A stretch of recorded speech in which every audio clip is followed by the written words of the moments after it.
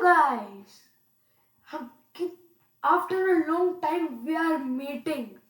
तो गाइस आज हम कितने दिनों बाद मिल रहे हैं और एक ऐसे टॉपिक के साथ मिल रहे हैं, टाइम से ही रिलेटेड है वो टेंस। इंग्लिश ग्रामर का सबसे इम्पोर्टेंट टॉपिक टेंस। टेंस आज पूरी दुनिया में यूज हो रहा है क्योंकि टेंस का मतलब ही होता है टाइम। टेंस का मतलब टाइम होता है। जो आपके घड़ी में मतलब जो आपके हाथ में घड़ी है वो भी टेंस है। सॉरी गाइस, मतलब ऐसा नहीं। टेंस मतलब टाइम है कि प्रेजेंट, पास्ट या फ्यूचर, वर्तमान वगैरह। टेंस को और हम हिंदी में कहते हैं, टेंस को हिंदी में कहते हैं काल। मतलब तेरा काल नहीं, वो समय हिंदी में सिखाते हैं हमें। और there are 3 types of tense. Tense के ये टाइप्स हैं। टेंस मतलब 3 टाइप है काल के। एक प्रेजेंट टेंस यानी कि वर्तमान काल, पास्ट टेंस यानी कि भूतकाल, फ्यूचर टेंस यानी कि भविष्य काल। प्रेजेंट टेंस क्या होता है? प्रेजेंट टेंस होता है जो अभी चल रहा है, जो अभी एक्शन कंटिन्यू है। एक पास्ट होता है जो हो चुका था, हो रहा था। और फ्यूचर होता है, फ्यूचर होता है जो भी होएगा या होने जा रहा है। और टाइप्स ऑफ प्रेजेंट टेंस आज के वीडियो में आज हम प्रेजेंट टेंस से करने जा रहे हैं। और प्रेजेंट टेंस का भी सिर्फ एक ही टॉपिक, क्योंकि टेंस में बहुत ज़्यादा एक्सप्लेनेशन होता है। इतनी लंबी लंबी वीडियो से कुछ फ़ायदा भी नहीं होता और व्यूवर्स का मतलब दिमाग में इतना घुस जाता है तो समझ भी नहीं आता कुछ। इसलिए छोटे छोटे वीडियो और बहुत सारी लर्निंग और एक वर्कशीट भी मिलेगी हर वीडियो के एंड में, पर वो डिस्क्रिप्शन में होगी। Types of present tense.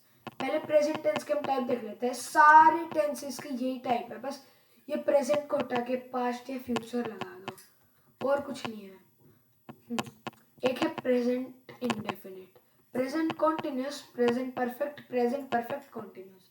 Present indefinite अभी हम पढ़ेंगे। प्रेजेंट कॉन्टिन्यूस जो चल रहा है, प्रेजेंट परफेक्ट और प्रेजेंट परफेक्ट कॉन्टिन्यूस।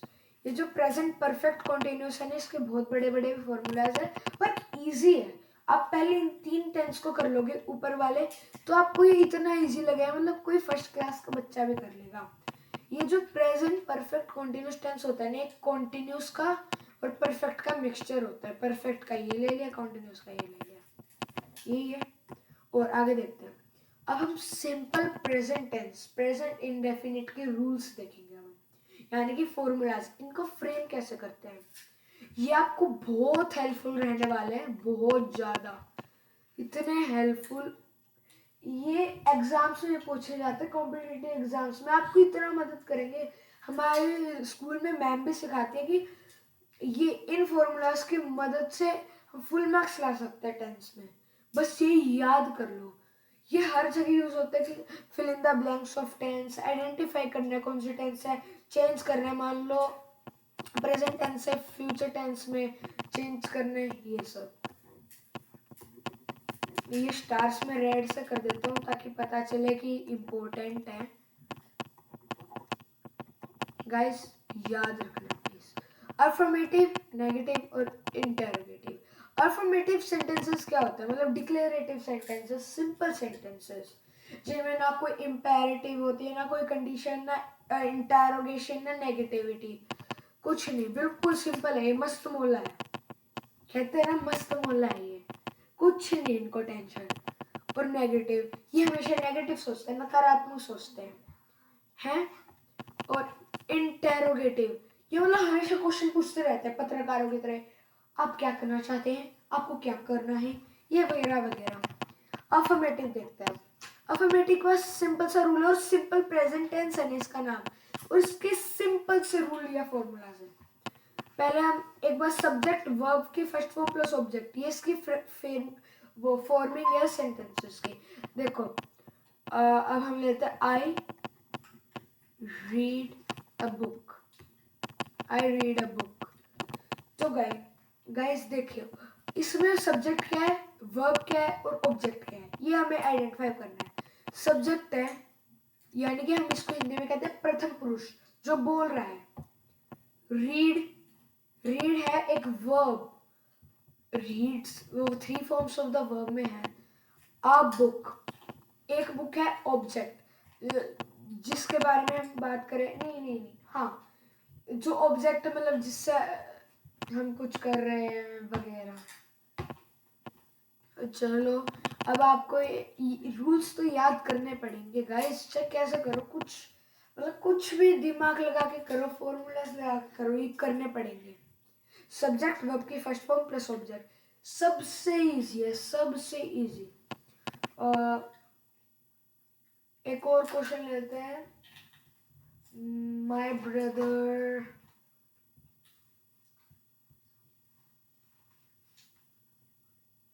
चलो एक लेते हैं। वानी ईट्स फूड, फ्रूट लिख लो, फ्रूट।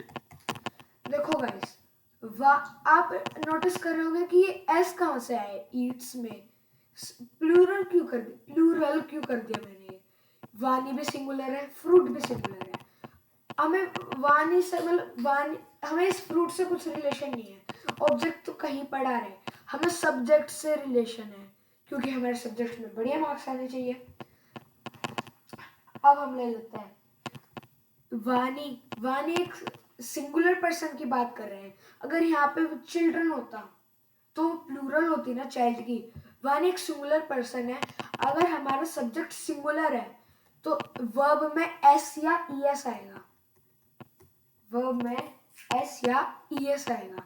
अगर हमारा सब्जेक्ट प्लूरल है, सिंगुलर में ये प्लूरल है, तो कुछ एस और ईएस में से कुछ नहीं आएगा, बस सिंगुलर, बस ईट आएगा। अगर मान लो यहाँ पे मैं लिख देता हूँ, एक और नया क्वेश्चन ले लेते हैं। सिर्फ फर्स्ट फॉर्म आएगी गाइस, अगर प्लूरल फॉर्म नहीं है तो, अगर प्लूरल फॉर्म है तो सॉरी। एक और लेते हैं, चिल्ड्रन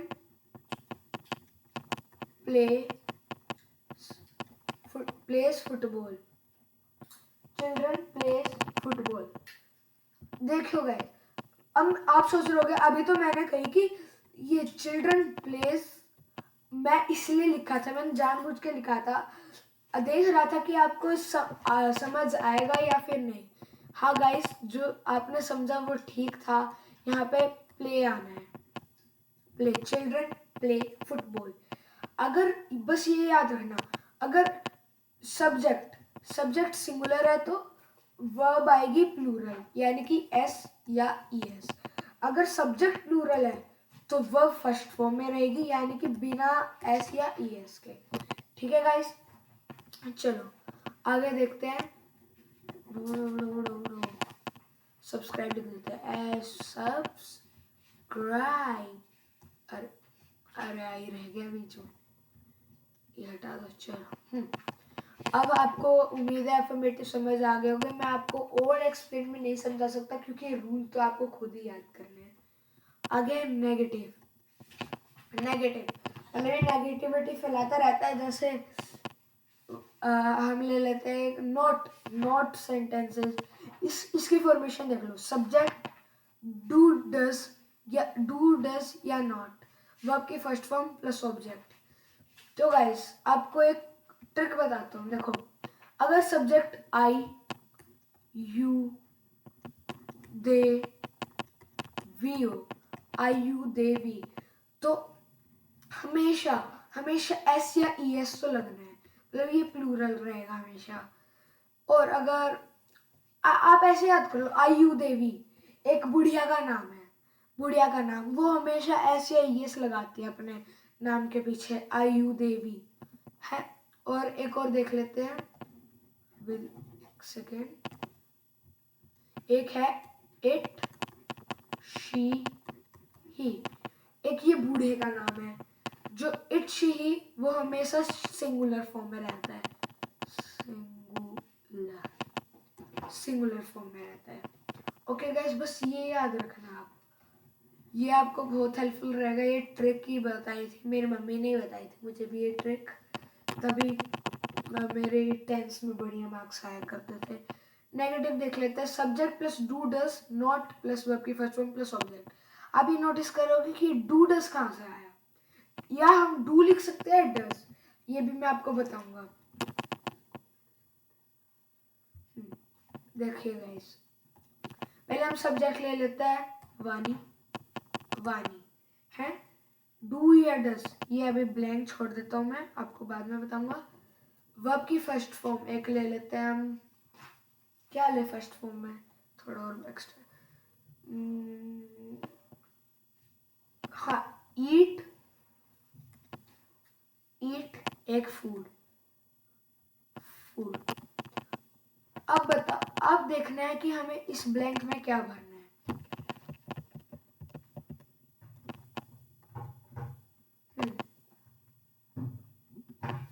यहाँ पे फुल स्टॉप लगा देते हैं। हाँ, आगे देखते हैं। वानी dash eat food, does do या डज में से लगाना है।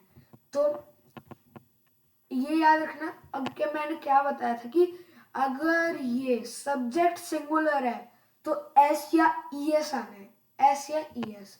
तो अब डू या डज में से देख लो किस में एस या ई एस है। डज में तो डज लिख दो, डज। और ये नॉट, नॉट तो ऐसे ही आएगा, डू या डज का ही टेंशन था, डज नॉट। अब एक और ले लेते हैं, चिल्ड्रन, चिल्ड्रन प्लेस, अभी बताते हैं फुटबॉल, फुटबॉल, यहाँ पे प्लेस, प्लेस फुटबॉल। आगे देखिएगा, अब यहाँ पे चिल्ड्रन मतलब सब्जेक्ट प्लूरल है, तो यहाँ पे क्या आएगा बताइए, डू या डज, डू ना, तो do not play football. I hope guys you understand. बस यही याद रखना है कि सिंगुलर के साथ प्लूरल, प्लूरल के साथ सिंगुलर, बस और कुछ नहीं, वैसे वर्षा करते रहना। और अब इंटेरोगेटिव देखते हैं, ये भी हो गया इंटेरोगेटिव। अरे हाँ, अब इंटेरोगेटिव, डू इंटेरोगेटिव यानी क्वेश्चन, पत्रकार बनना है हमें। Do does plus subject plus verb की फर्स्ट फॉर्म प्लस ऑब्जेक्ट। देखते हैं हम डू डज में से क्या भर सकते हैं। सब्जेक्ट हम रख लेते हैं वानी, ईट फूड, ईट्स आएगा यहाँ पे, ईट्स, ब्लैंक वानी ईट्स फूड। नहीं गाइस, नहीं गाइस, क्योंकि हम डज भी लगा रहे हैं ना, तो नहीं आएगा ये ईट। अभी हम ये वो सिर्फ एफर्मेटिव में ही होता था। अब आगे देखते हैं। अब बताइए गाइस, यहाँ पे डू आना है डज आना है। सब्जेक्ट देखो, सब्जेक्ट सिंगुलर है प्लूरल है, सिंगुलर है प्लूरल है, ये बताइए गाइस। सिंगुलर है तो सिंगुलर के साथ क्या आना है, एस या ई एस, तो डज, डज हो गया। और यहाँ पे चिल्ड्रन रख लो, चिल्ड्रन एट फूड, तो डू आ जाएगा, सिंपल। आगे देख लेते हैं। अब ये तो आप ही याद कर सकते हो। अब use of simple present tense, ये कहाँ कहाँ यूज होते हैं, to describe a habitual action, यानी कि मतलब हम रोज वो काम करते हैं। हम I get up early in the morning, हम रोज करते हैं। To express, to express universal और साइंटिफिक ट्रुथ, यानी कि एक्सप्रेस करने की हमें यूनिवर्सल या साइंटिफिक ट्रुथ जो वो है, जैसे the sunrises in the east, ये यूनिवर्सल फैक्ट है ना कि सन ईस्ट से ही राइज करते हैं। To express a fact which is true at the time of speaking, मतलब वो उस फैक्ट को एक्सप्रेस करना जो ट्रू है उस टाइम पे बोलने के लिए। Example, my parents live in village कहीं, यानी कि मेरे पेरेंट्स उसी विलेज में रहते हैं। इन डिस्क्राइबिंग रनिंग कमेंट्रीज, मतलब रनिंग रनिंग चीजें जो है, Rahul passes the ball and Pulkit hits into a goal, ball pass करी राहुल ने बॉल पास करी, पुलकित ने हिट कर दी, गोल हो गया। ये सिंपल सा। आगे देखते हैं, एक सेकेंड। ये अब एग्जाम्पल चलो भरते हैं।